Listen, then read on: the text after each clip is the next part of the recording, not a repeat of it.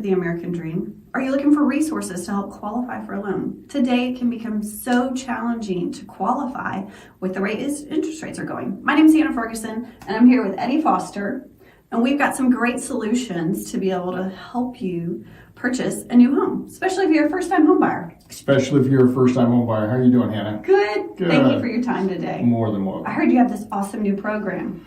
Well, it's not actually a new program. It's something that's been out there for a while, and it's called a federal tax credit type of incentive that's out there. It's an MCC tax credit. And how it works for a first-time home buyer and what constitutes a first-time home buyer is either you are a real first-time home buyer where you've never owned a home, or you have not owned a home at all for 3 years.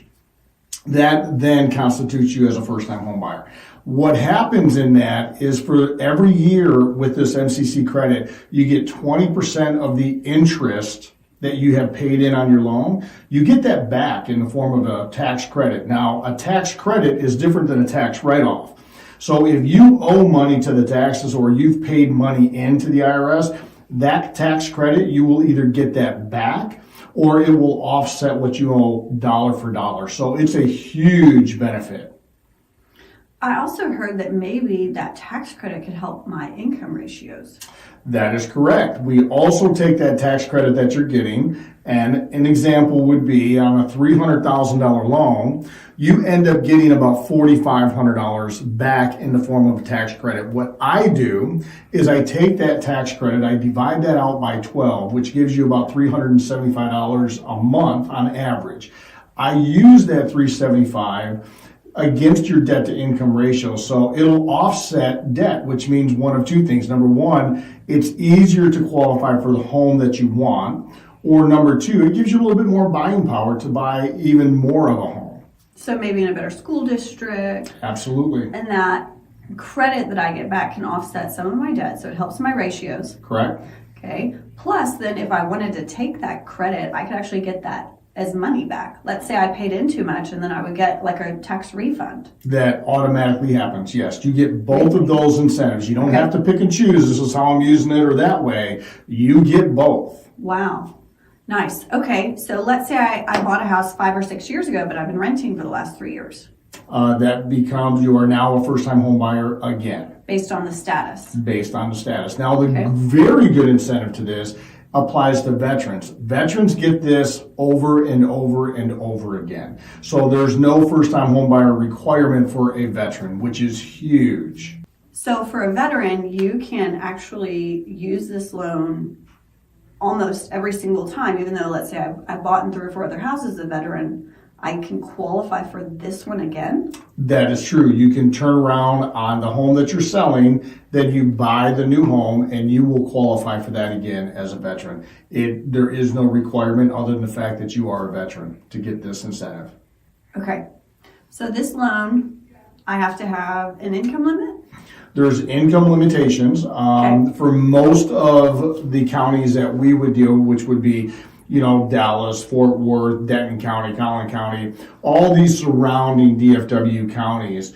The income limit that we would have to be under for a family of 2 would be about $103,000. If you have 3 or more in your family, so you do have a child or a couple of children, the income limit then goes up to $118,000. So that's not the amount for every single county out there, in the entire state of Texas, but it is most of the DFW areas. So I would encourage to double check on that depending on where you're buying, but for everything that I've checked into, that seems to be about where we're going to end up with the number, which gives you a very large buying power, especially as rates may come down. Your buying power gets even greater with that. Very good. Any sight for rates coming down? What have you heard in the pipeline? Not anytime soon. Okay. However, I do know that some of the major wholesale lenders in the country, they are manpowering up. I know that one of the largest lenders in the country, they have hired 1,000 people. They're anticipating as we get into 24 that rates are going to come down. Obviously, Hannah, there's no crystal ball, but this is putting an impact on the home buyers market, especially for first-time home buyers. So there has to be something done, and that's the talk that is getting out to the Congress and everything else, that something's got to happen here. Well, I'm glad that you guys are taking steps to help navigate our interest rates, because it is, crippling those people who want to own a portion of the American dream, because it makes the affordability so hard. So I'm glad that you have a program that has a tax credit that people can utilize for qualifying with better ratios and be able to get into the neighborhood that they're looking for. That's a huge benefit to a lot of our clients who come to us, and they've been renting for so long just because they're hoping the price will go down.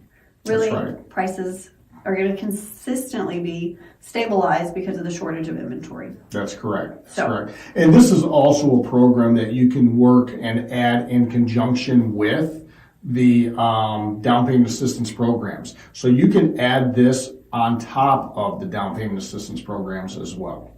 So I can qualify for essentially a grant to help my down payment. Plus I can get a tax credit on top of that. That's I get correct. like a double whammy. That's correct. Now you want to check, because the two programs are different, right? So income limitations may apply differently on one than they do the other. So you definitely want to talk to a mortgage professional that understands these programs. However, you are able to combine the two. Okay. Can you explain to us a little bit about the tax credit? I have some clients who last year qualified for a grant of almost $20,000.